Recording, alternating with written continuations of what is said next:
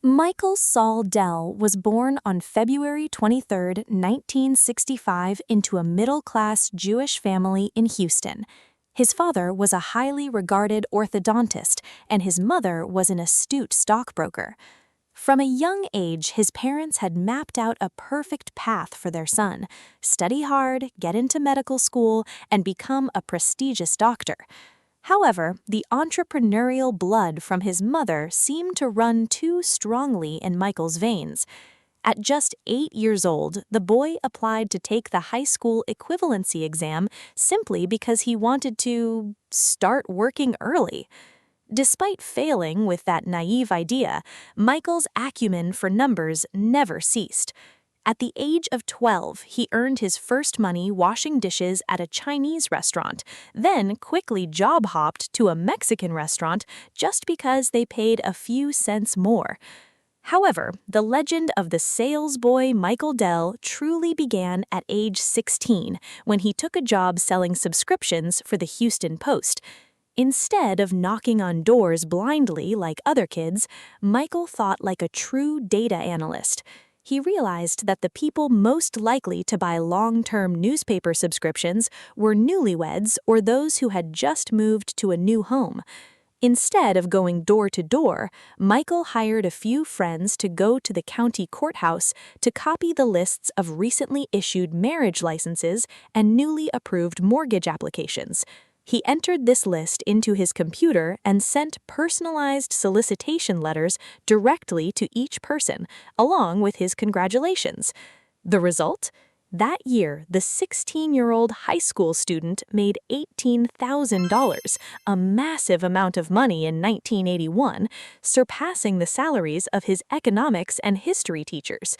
With that money, Michael treated himself a white BMW, installed a high-end sound system, and drove straight to school under the awestruck gazes of his peers and the dismay of his teachers. The lesson from selling newspapers became deeply ingrained in Michael Dell's later philosophy. Do not seek out random customers, find the exact people who have a need and sell directly to them. Cut out all middlemen. In the fall of 1983, to please his parents, Michael enrolled at the University of Texas at Austin, UT Austin, with the goal of becoming a doctor.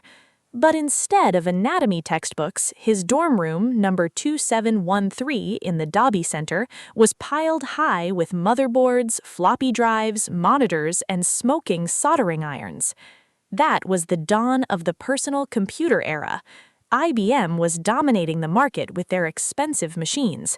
Through his time tinkering with and dismantling PCs, Michael discovered a shocking truth.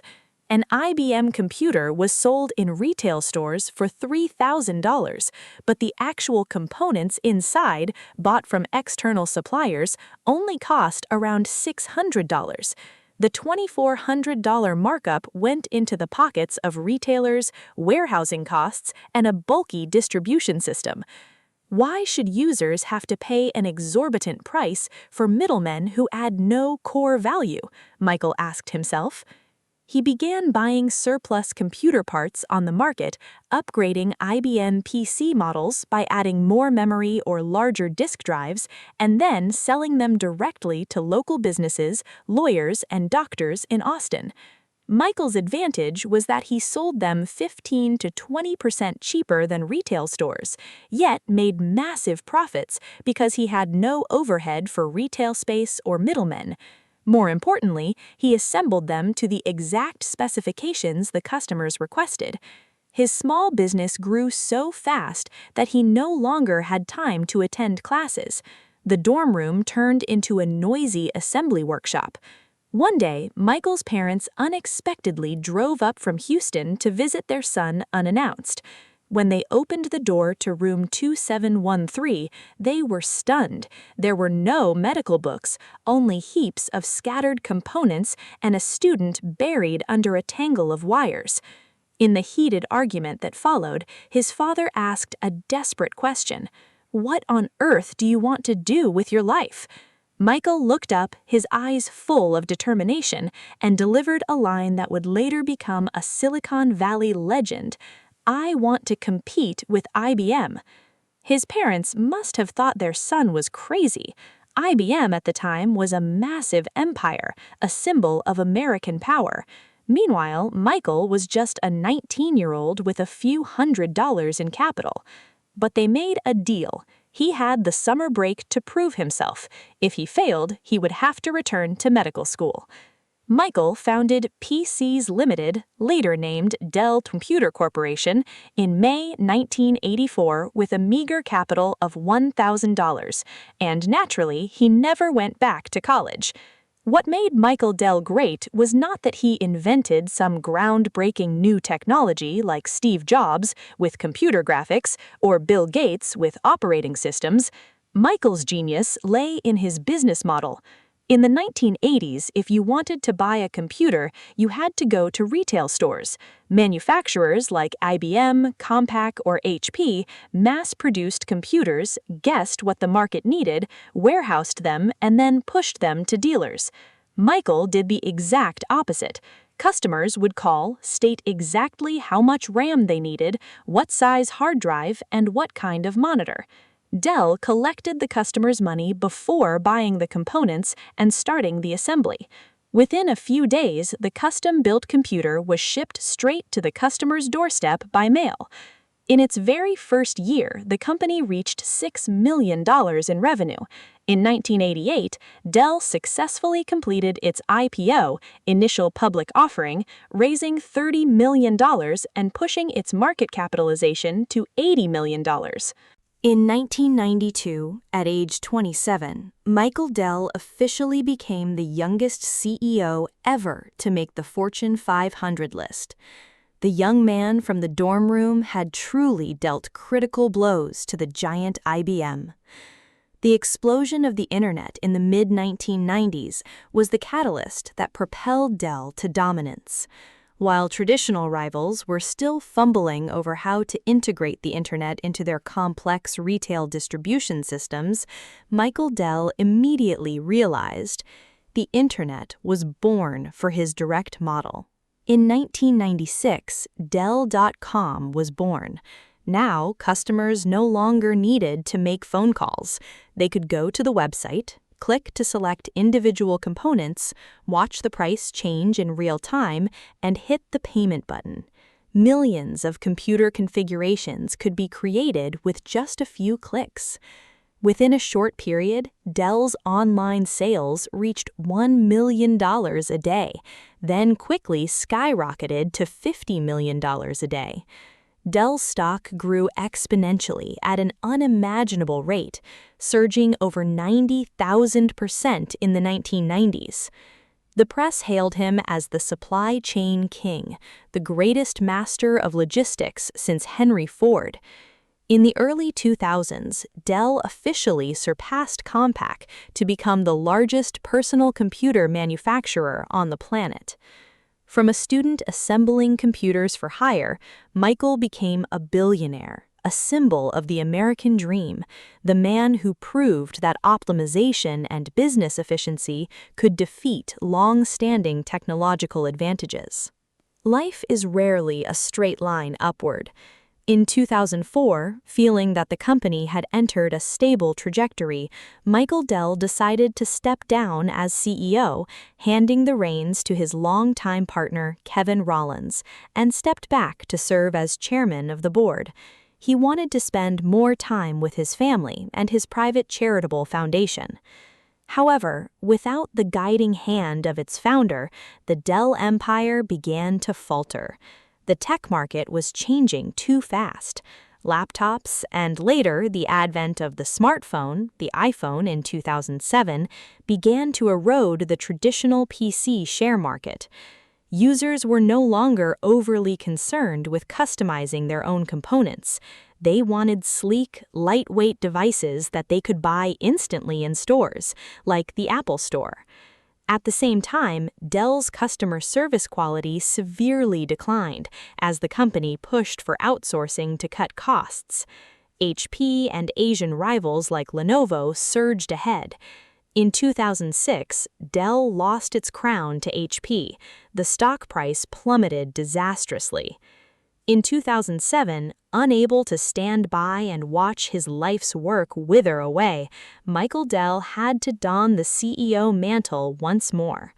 A founder returning to save their company is not rare, most notably Steve Jobs with Apple in 1997, but Michael's challenge was far more difficult. He realized that the golden era of the personal computer was over.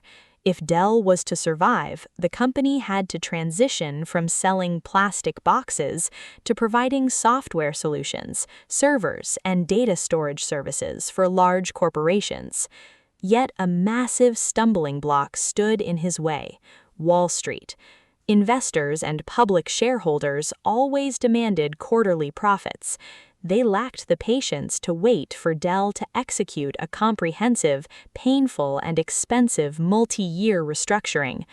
Michael realized to save Dell, he had to hide the company from the scrutinizing eyes of the public. What makes a great leader? It is the ability to make the boldest decisions during the darkest of times.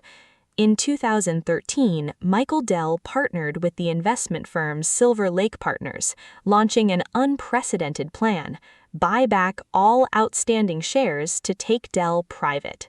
This $24.4 billion deal was a life-or-death gamble. Michael put his entire personal fortune and his lifelong reputation on the line. But the process was far from smooth. Carl Icahn, America's most notoriously ruthless activist investor, jumped in to sabotage it. Icahn amassed shares, relentlessly launched personal attacks against Michael, and accused him of trying to steal the company from shareholders at a bargain price. The legal and media battle dragged on for months, turning into one of the most brutal corporate brawls in history. With the stubborn grit of someone who had started from scratch, Michael did not back down. Finally, in October 2013, he emerged victorious. For the first time since 1988, Dell was no longer a public company. Now we don't have to worry about the next 90-day earnings report.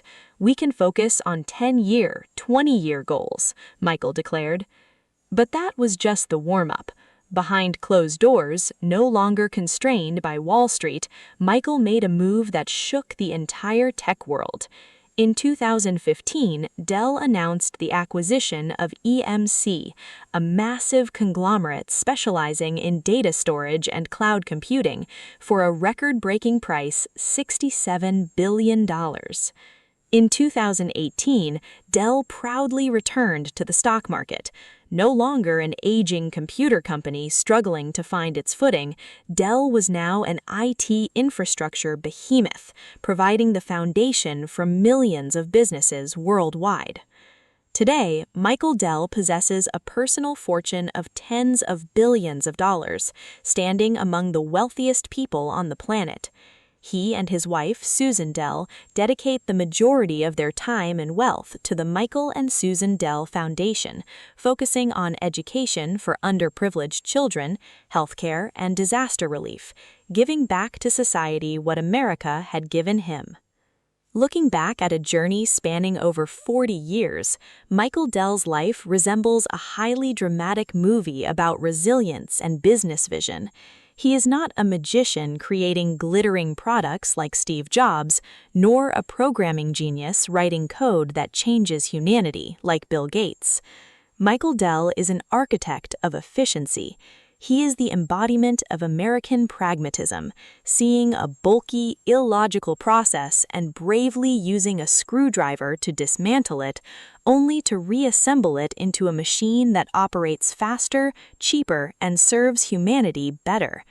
And deep within that esteemed chairman, the silhouette of the 15-year-old boy in Houston seems to remain entirely intact. Bright-eyed, holding a screwdriver, always craving to see through the complex operational mechanisms of the world, and never fearing the task of tearing down the old to build a greater new future.